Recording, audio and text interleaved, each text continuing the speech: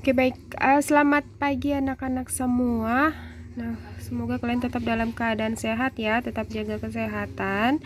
Nah, kembali lagi dengan Miss Widi di sini. Kita akan belajar sejarah Indonesia untuk kelas 10 ya. Baik, kita mulai pembelajarannya. Oke, sekarang kita akan bahas tentang hasil kebudayaan masyarakat praaksara tingkat lanjut ya.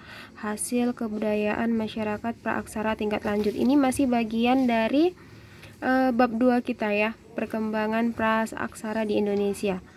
Oke, yang pertama itu ialah tradisi, tradisi lisan dan folklore. Ya, tradisi adalah hal yang disampaikan atau yang diteruskan dari satu generasi ke generasi berikutnya. Nah, folklore ini adalah bagian dari kebudayaan suatu masyarakat yang tersebar dan bersifat tradisional yang diwariskan secara lisan dan turun-temurun.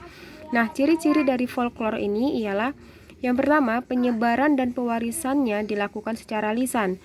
Yang kedua, bersifat tradisional.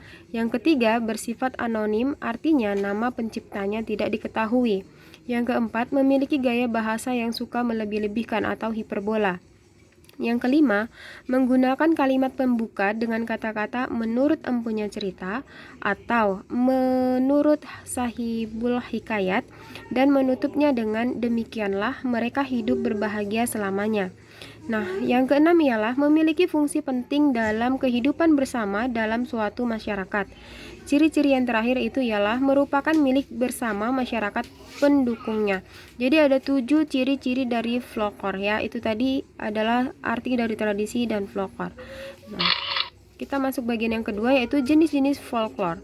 Yang pertama itu mitos ya. Mitos adalah cerita prosa rakyat yang tokohnya para dewa atau makhluk setengah dewa yang terjadi di dunia lain pada masa lampau dan dianggap benar-benar terjadi oleh yang mempunyai cerita atau oleh penganutnya. Yang kedua, legenda. Legenda adalah prosa rakyat yang dianggap oleh yang punya cerita sebagai suatu yang benar-benar terjadi dan bersifat duniawi. Artinya, pelakunya ini ialah manusia, ya. Legenda digolongkan dalam 4 kategori. Yang pertama ialah legenda keagamaan, yaitu legenda yang berkisah tentang para pemuka agama. Yang kedua, legenda alam gaib, yaitu legenda berbentuk kisah yang benar-benar terjadi atau pernah terjadi yang dilakukan oleh manusia sehubungan dengan makhluk gaib.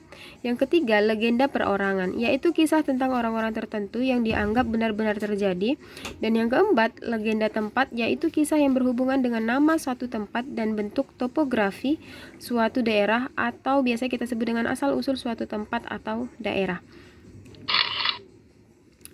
Yang C itu ialah dongeng adalah cerita fiktif atau imajinatif yang diceritakan turun-temurun.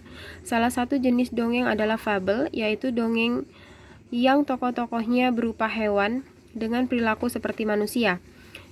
Kemudian yang keempat ialah nyanyian rakyat adalah jenis folklore yang terdiri dari teks dan lagu. Nah, folklore yang terakhir itu ialah upacara, merupakan rangkaian tindakan atau perbuatan yang terikat pada aturan-aturan tertentu seperti adat, istiadat, agama, dan kepercayaan.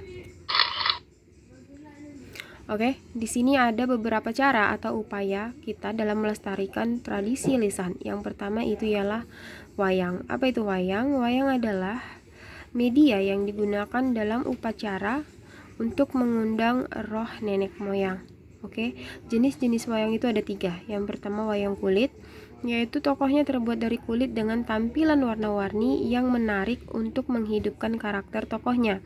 Yang kedua wayang wong, yaitu tokoh-tokohnya manusia dengan kostum yang sesuai dengan tuntutan cerita. Yang ketiga wayang golek, tokoh-tokohnya dibuat dari kayu seperti wayang dari Jawa Barat. Kemudian wayang beber adalah bentuk wayang yang agak berbeda dengan wayang-wayang yang lain. Wayang-wayang beber menggunakan media gambar yang lakon-lakonnya dilukis di atas kertas. Yang ketiga, makyong adalah sejenis pertunjukan tradisi lisan yang berasal dari Riau, Patani, Thailand Selatan. Makyong masuk ke Indonesia melalui Riau, lalu ke Sumatera Utara, dan kemudian ke Kalimantan Barat. Yang keempat itu ada didong. adalah kesenian tradisional masyarakat Gayo dari Provinsi Aceh.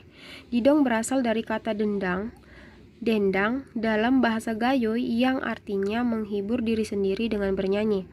Dan yang kelima, rabab Pariaman adalah salah satu tradisi lisan yang berasal dari Sumatera Barat. Rabab adalah sejenis alat musik gesek yang menggunakan tempurung kelapa sebagai badannya, ditutup dengan bambu dan diberi kayu dan hiasan bunga pada kepalanya. Kemudian yang terakhir ialah tanggomo. Tanggomo merupakan salah satu bentuk puisi tradisional dalam tradisi lisan yang berasal dari Provinsi Gorontalo.